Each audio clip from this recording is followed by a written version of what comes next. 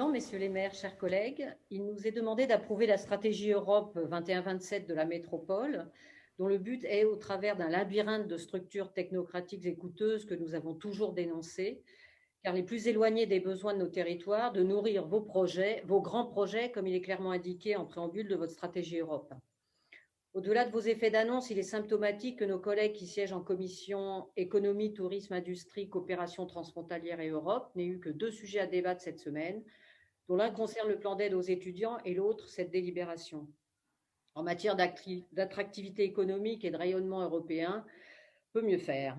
Puisque l'Europe n'est qu'un donneur d'ordre, mais une source de dotation financière, voyons les chiffres depuis 2008, 102 projets et 37,5 millions d'euros, soit guère plus de 3 millions par an, dont nous rappelons qu'il s'agit de l'argent du contribuable, orienté sur votre rayonnement médiatique, car pour notre métropole, les résultats se font attendre.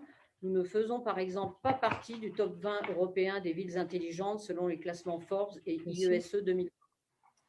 Pour notre groupe, une autre voie pour la métropole, il ne s'agit pas de dilapider ces subventions, qu'il est sûrement juste d'obtenir, mais à nouveau de les réorienter dans un contexte d'une crise qui s'inscrira de 2021 à 2027.